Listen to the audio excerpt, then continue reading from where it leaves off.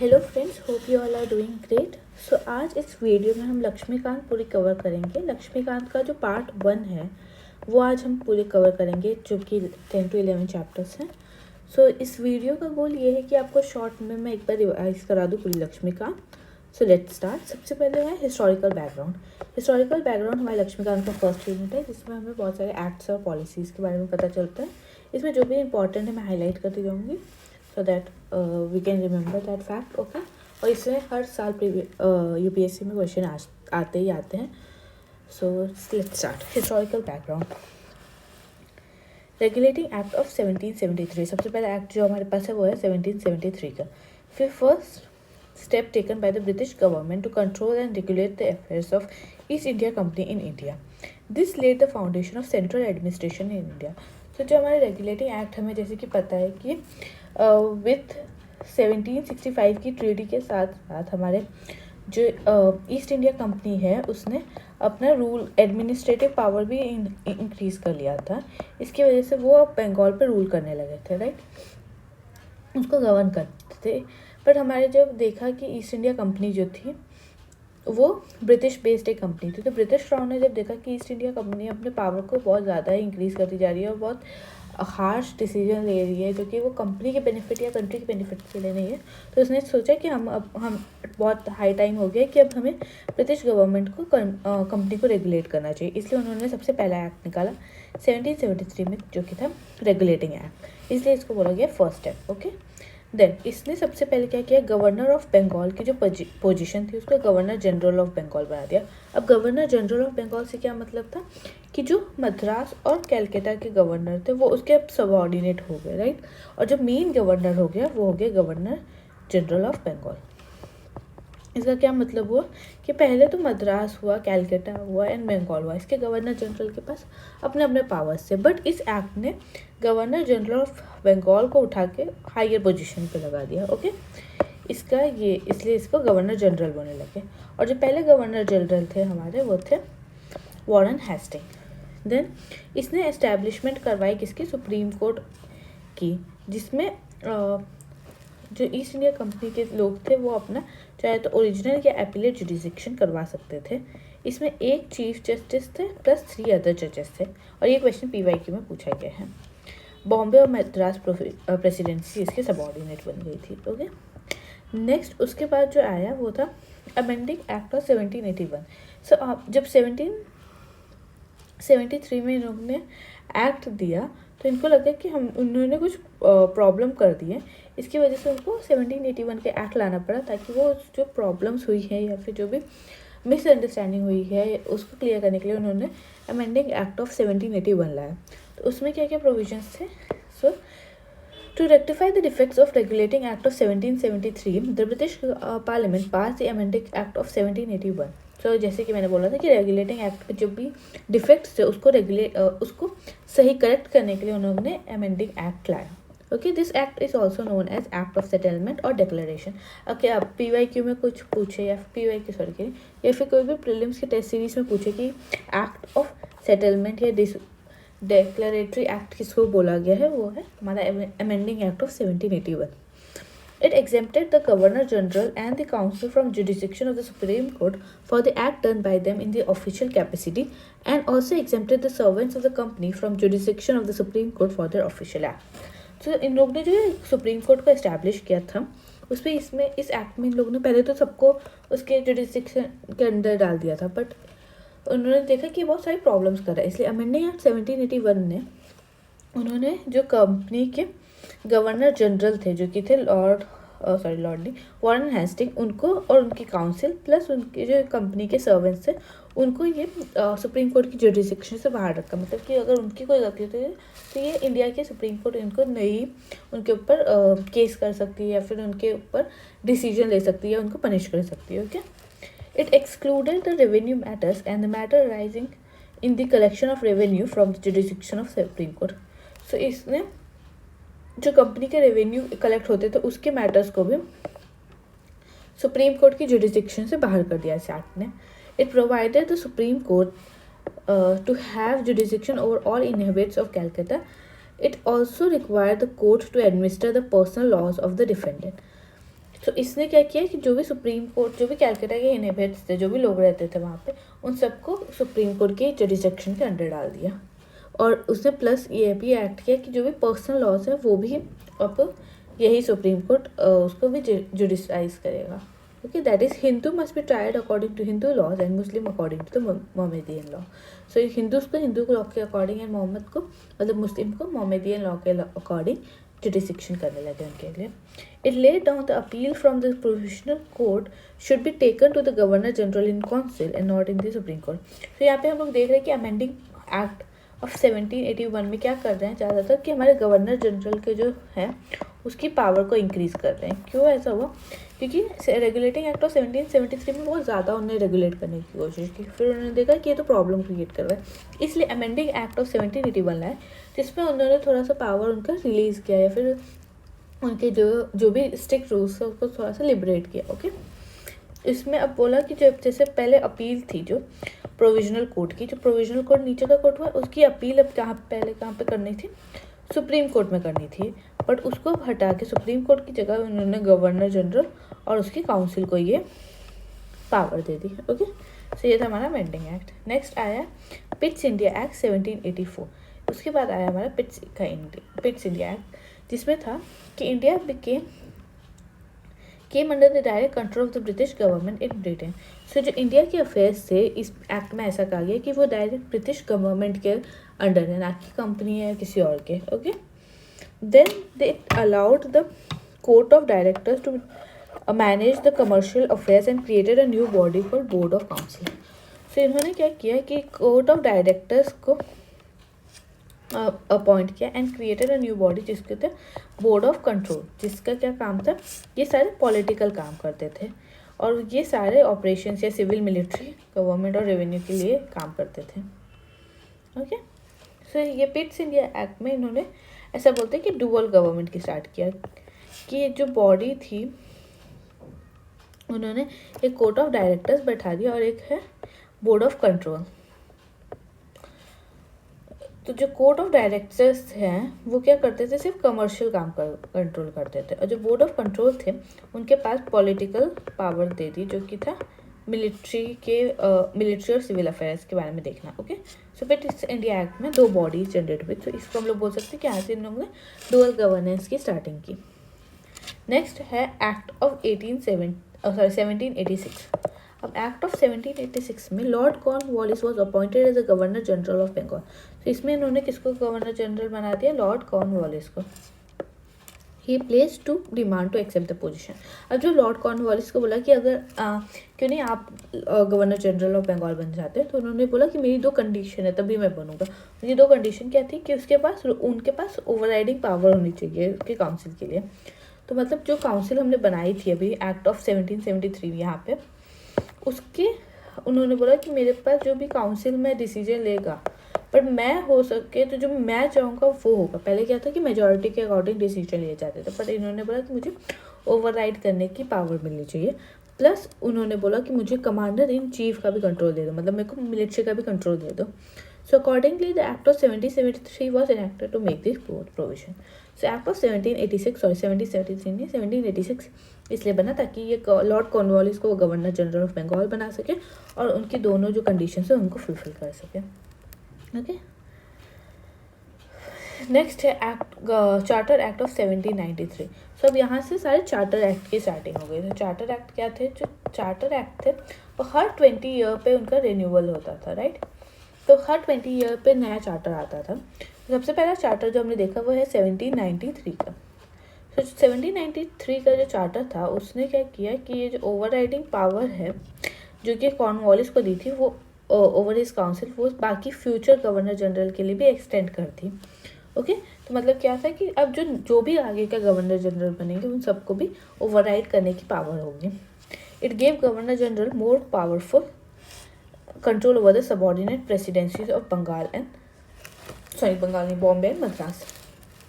इस एक्ट ने हमने देखा था कि 1773 के एक्ट ने ऑलरेडी जो बॉम्बे और मद्रास को इसका सबऑर्डिनेट बना ही दिया था, बट इस एक्ट ने और ज़्यादा पावर दे दी बंगाल के गवर्नर को, तो इस over Bombay and Madras. Okay. It extended the trade monopoly of the company for a period of 20 years. Okay. So इन्होंने इस एक्ट ने जो ट्रेड मोनोपोली थी कंपनी की, जो मतलब खाली ईस्ट इंडिया कंपनी ही ट्रेड कर सकती है, उसको आगे के 20 ईयर्स के लिए भी एक्सटेंड कर दिया. फिर it provided that commander in chief was not to be a member of Governor General's Council unless he was appointed. So governor general की जो काउंसिल है उसके मेंबर नहीं होंगे कमांडर इन चीफ. पहले कमांडर इन चीफ उनके council के member होते थे. अब ऐसा नहीं होगा कि जो काउंसिल में वही कमांडर इन चीफ बनेगा. अब अलग मेंबर भी बन सकता है या फिर वो भी बन सकता है अगर वो अपॉइंट होते हैं तो.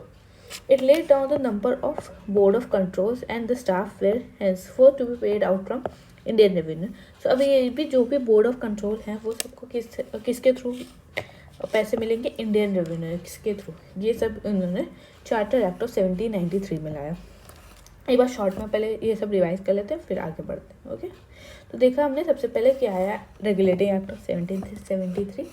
1773 के रेगुलेटिंग एक्ट में क्या बात हुई है कि जो उन्होंने पहले था बंगाल, मद्रास एंड बॉम्बे, इन तीनों की ये तीनों प्रेसिडेंसीज थे. बट 1765 में हमने देखा कि with the battle of Buxar और ट्रीटी ऑफ इलाहाबाद हमने देखा कि ईस्ट इंडिया कंपनी ने गवर्निंग पावर भी ले ली थी. तो अब जब देखा ब्रिटिश क्राउन ने कि ये लोग तो बहुत ज़्यादा पावरफुल होते जा रहे हैं या फिर ये तो बहुत ज़्यादा ही कमर्शियल जिस काम के लिए वो गए थे जो कि कमर्शियल था उसको छोड़ के पॉलिटिकल स्पीयर में घुस रहे हैं इंडिया के, तो उन्होंने सोचा कि अब हमें कंट्रोल करने की ज़रूरत है. इसके लिए उन्होंने कुछ रेगुलेटिंग एक्ट्स लगाए ताकि वो रेगुलेट कर सके कंपनी के अफेयर.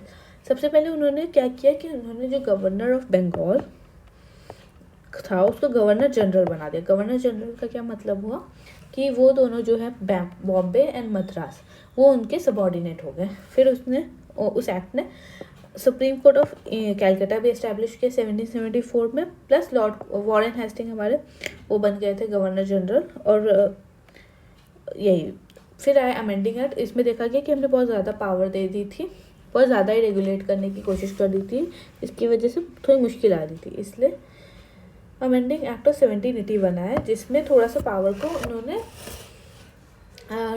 वो क्या बोल सकते हैं डाइल्यूट करने की कोशिश की. ओके. सो इसमें सबसे पहले उन्होंने क्या किया कि जो गवर्नर जनरल थे उनकी काउंसिल को प्लस उनके सर्वेंट्स को जो भी जुरिडिक्शन है कंपनी की सुप्रीम कोर्ट की उससे बाहर कर दिया. प्लस उन्होंने क्या किया कि कंपनी के जो भी रेवेन्यू मैटर्स हैं वो उसके ऊपर सुप्रीम कोर्ट जुरिडिक्शन नहीं दे सकता.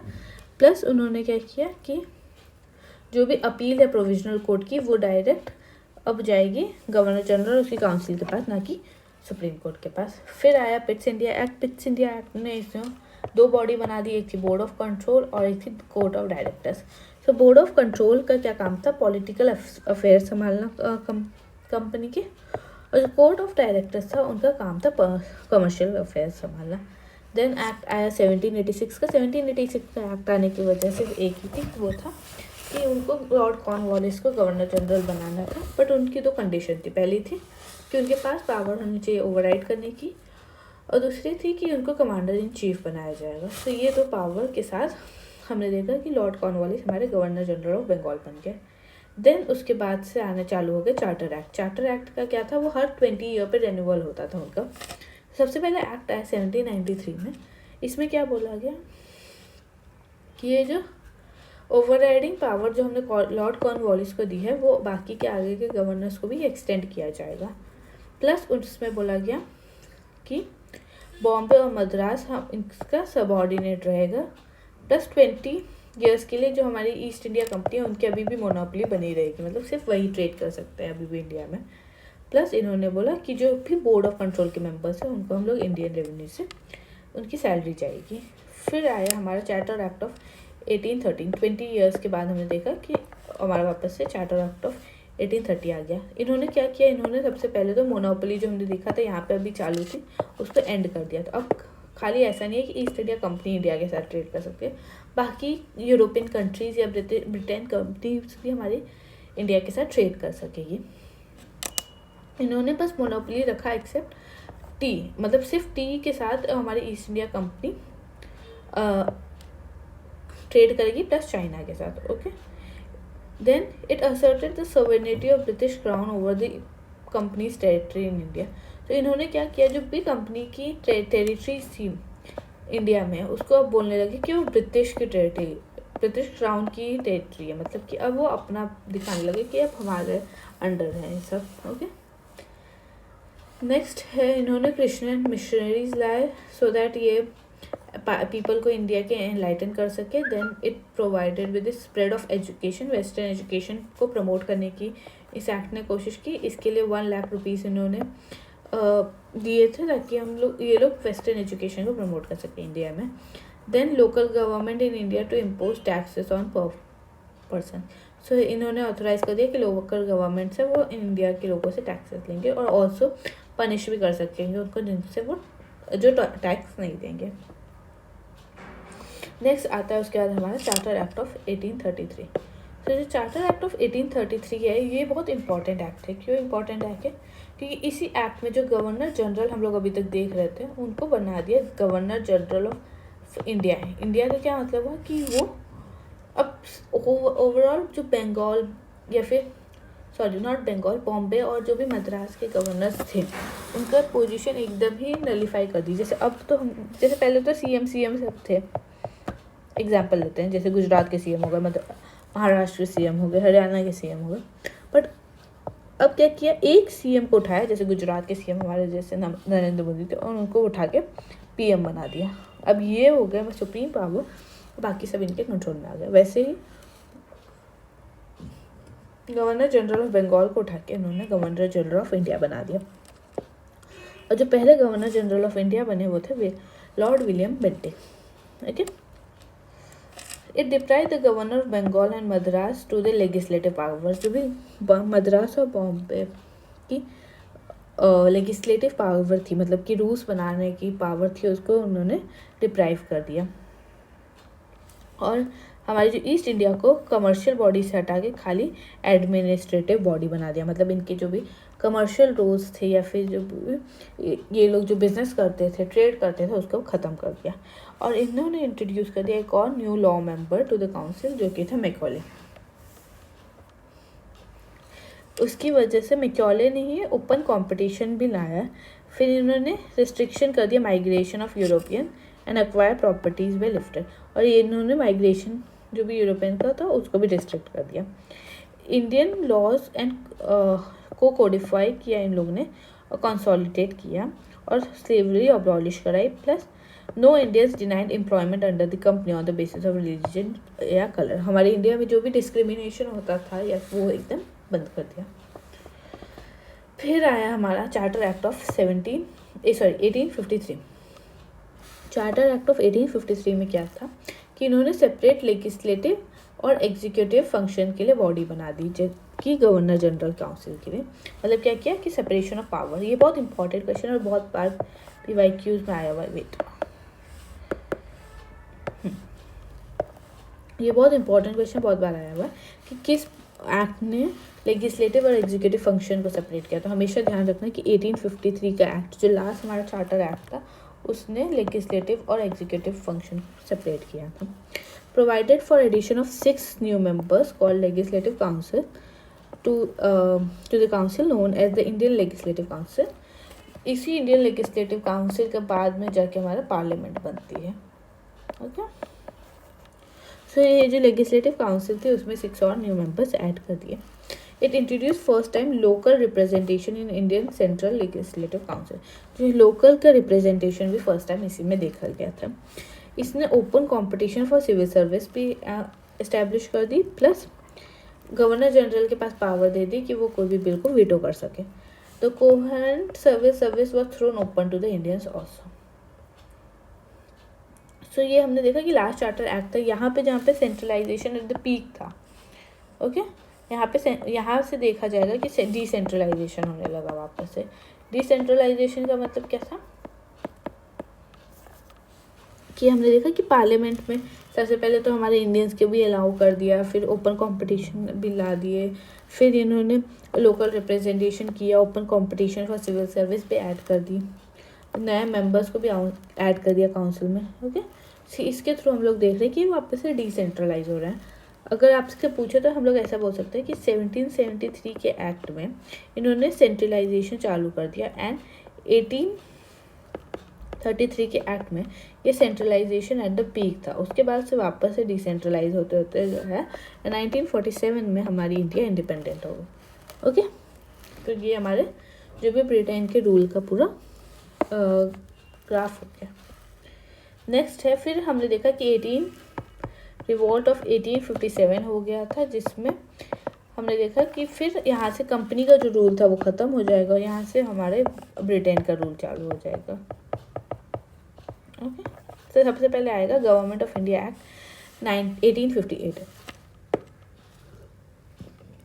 गवर्नमेंट ऑफ इंडिया एक्ट 1858, उसको एक्ट ऑफ गुड गवर्नेंस भी बोला जाता है। इसने कंपनी के पूरे रूल को रिप्लेस कर दिया विद रूल ऑफ क्राउन। फिर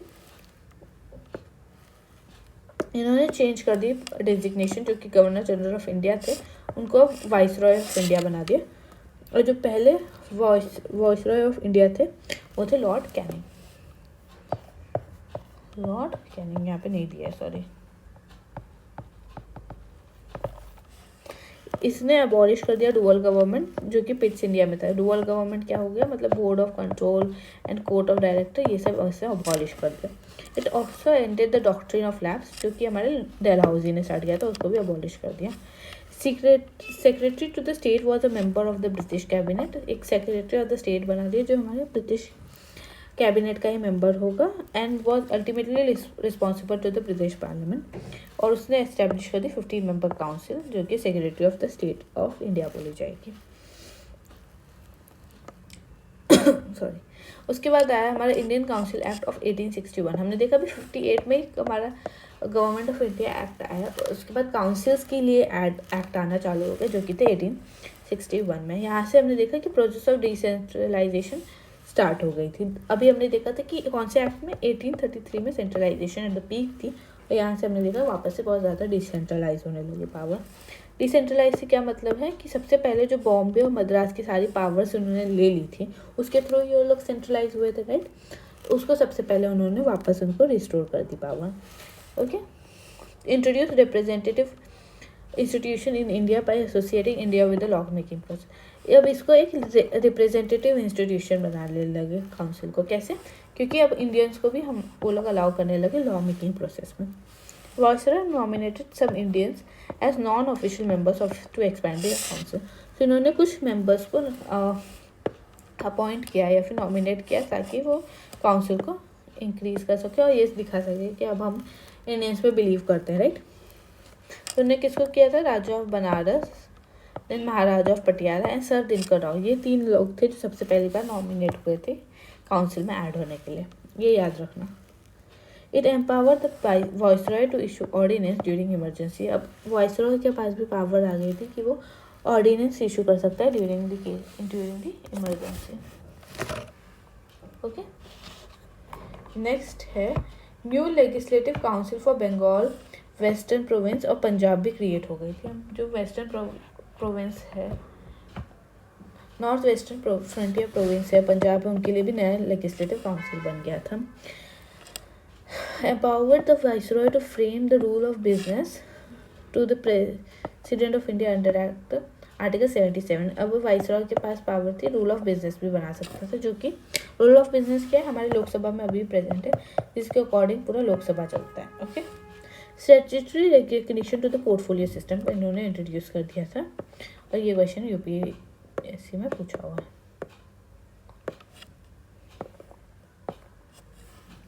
नेक्स्ट है हमारा इंडियन काउंसिल एक्ट 1909, जिसको मॉडले मिंटो रिफॉर्म भी बोलते हैं। सो Morley Minto reform introduce for the first time an element of election to the legislative council at the provisional legislative council it's non official member to be in majority. सो जो हमारा Morley Minto reform था, जिसको हम लोग Indian council act of 1909 भी बोलते हैं, इसने फर्स्ट टाइम क्या किया, लेजिस्लेटिव काउंसिल में इलेक्शंस हेल्ड करवाए, और प्रोविजनल लेजिस्लेटिव काउंसिल में नॉन ऑफिशियल मेंबर्स की मेजॉरिटी थी इसमें। ओके, इन्होंने सेपरेट इलेक्टोरेट बनवाया किसके लिए? मुस्लिम्स के लिए। ये क्वेश्चन भी बहुत बार पूछा हुआ है एग्जाम में कि सेपरेट इलेक्टोरेट फॉर मुस्लिम कौन सी एक्ट में आया था। जो सेपरेट इलेक्टोरेट फॉर मुस्लिम है वो 1909 के एक्ट में आया था, और ये देखिए कि separate electorate for Christian, Anglo Indians और ये सब के लिए कौन से में आया था? वो आया था हमारे 1919 के एक्ट में। नेक्स्ट है representation in excess of population, representation in excess of population according to the Muslim को भी उनके पॉपुलेशन के अकॉर्डिंग रिप्रेजेंटेशन देने लगे। Income qualification for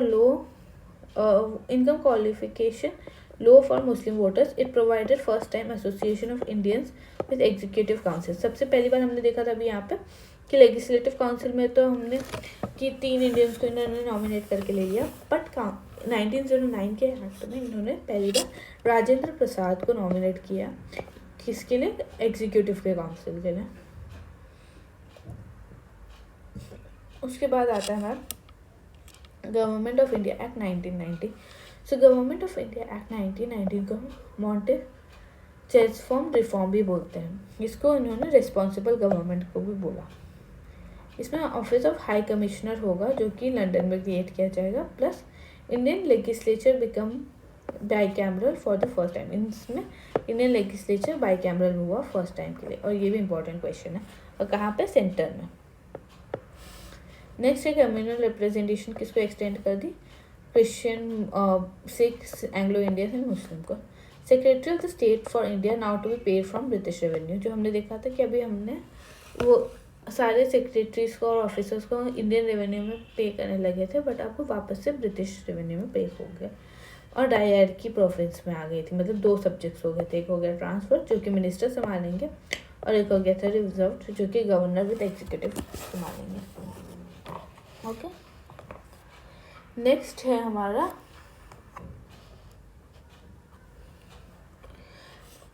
dissolution of legislative authority by centre to the province, separating central and provisional subjects. ये हमारे PYQ में पूछा है कि लेजिस्लेटिव काउंसिल का अथॉरिटी का डिसोल्यूशन कौन से एक्ट में हुआ था? वो था हमारा 1919 का मॉन्टेक-चेम्सफोर्ड रिफॉर्म। उसके बाद आया हमारा गवर्नमेंट ऑफ इंडिया एक्ट 1935, जो कि बहुत ही इम्पोर्टेंट एक्ट है। इसी के थ्रू हमारा पूरा कॉन्स्टिट्यूशन का बना है, जो भी वो उसका बहुत ज़्यादा बोल सकते 60 to 70% कॉपी है इंडियन कॉन्स्टिट्यूशन में, गवर्नमेंट ऑफ इंडिया एक्ट 1935 का। So this act provided for the establishment of all India federation. So all India federation इसी एक्ट में बना। Then consisting of the provinces, princely states as a unit. Princesses did not join and so federation did come into existence. मतलब all India federation का इन्होंने ऐसे बोला था, तो बट कभी भी फेडरेशन एग्जिस्टेंस में नहीं आ पाया। नेक्स्ट है residuary powers were given to the viceroy. जो भी रेसिडरी पावर्स है वो वाइसरॉय को दे दी। ये भी क्वेश्चन 2018 में पूछा गया है। अबॉलिश कर दी डायरकी इन द प्रोविंसेस। जो भी प्रोविंस में डायरकी थी उसको अबॉलिश कर दी, और प्रोविजनल ऑटोनॉमी एस्टेब्लिश कर दी। Introduce responsible government in the province. Province में रिस्पॉन्सिबल गवर्नमेंट कर दी। रिस्पॉन्सिबल गवर्नमेंट का क्या मतलब है कि एग्जीक्यूटिव हमारे जो थे वो इंडियंस हो सकते थे, प्लस वो अब डिसीजन ले सकते थे, वो क्वेश्चन कर सकते थे हमारे सेंटर से। Introduce by cameralism in 6 out of 11 province, और बाई कैमरलिज्म इंट्रोड्यूस हो गया हमारे 6 out of 11 प्रोविंस में। Next, extended the principle of communal representation by providing separate electorate for depressed class, women, labor, Muslims and Sikh, Indians, Indian Christians, और इन सब के लिए communal representation भी increase कर दी। काउंसिल ऑफ इंडियन एस्टैब्लिश कर दिया by government of India act 1858 से। Abolish कर दिया, सॉरी नॉट एस्टैब्लिश कर दिया, अबॉलिश कर दिया। जो हमने 1858 में काउंसिल ऑफ इंडिया बनाया था वो उसको अबॉलिश कर दिया। देन उसने इस एक्ट ने the secretary of state for Indian was provided with the team of adviser. जो हमारे सेक्रेटरी ऑफ स्टेट थे उसको एक एडवाइजर की टीम के साथ उनको जोड़ दिया, प्लस RBI को भी एस्टैब्लिश किया टू कंट्रोल द करेंसी। और नेक्स्ट है फेडरल पब्लिक सर्विस कमीशन और प्रोविजनल पब्लिक सर्विस कमीशन को भी हेल्ड किया, प्लस फेडरल कोर्ट्स बना दिए 1937 में। लास्ट है हमारा इंडियन इंडिपेंडेंस एक्ट ऑफ 1947। तो इंडियन इंडिपेंडेंस एक्ट में क्या हुआ कि 20 फरवरी 1947 Attlee declare the British rule end by 30 जून 1948, जिसको 3 जून माउंटबैटन प्लान भी एक्सेप्ट कर लिया था। तो माउंटबैटन प्लान क्या था? इंडिया के 2 टुकड़े होना, इंडिया और Pakistan. Declared India as an independent sovereign state from 15 August 1947, इन्होंने इस एक्ट ने ये डिक्लेयर कर दिया। Provided for creation of 2 independent dominion, एक था इंडिया, दूसरा था Pakistan, with the right to seat from British Commonwealth, और उनके पास राइट था कि वो कॉमनवेल्थ का हिस्सा होना चाहते हैं या नहीं होना चाहते हैं। Empower the Constituent Assembly of the 2 Dominion to frame and adopt any constitution and to appeal any act of the British Parliament according to the Independence Act itself. तो इनके पास पावर दे दी कि कोई भी अपना कॉन्स्टिट्यूएंट असेंबली और अपना dominion frame और adopt कर सकते हैं, अपने कैसे भी चाहे वो कॉन्स्टिट्यूशन अपना बना सकते हैं। इन्होंने अबॉलिश कर दिया office of secretary for state, और जो भी फंक्शन थे उसके ट्रांसफ़र कर दिए कॉमनवेल्थ अफेयर को। It assigned dual function, that is constituent assembly को हमारे 2 फंक्शन दे दिए, तो कॉन्स्टिट्यूएंट बनाने का और लेजिस्लेशन करने का 1946 तक। इसने it declare dominion legislature as a sovereign body granted freedom to the Indian princely states either to join dominion of India और पाकिस्तान और रिमेन इंडिपेंडेंट। इस एक्ट ने हमारे जो प्रिंसली स्टेट्स थे उनके पास ऑप्शन दे दिया कि चाहे तो तुम इंडिया ज्वाइन कर सकते हो, पाकिस्तान ज्वाइन कर सकते हो, या फिर फ्री रह सकते हो। Okay, with this we have completed chapter 1 of Lakshmikant. Now we are going to head on with the chapter 2, that is making of the constitution.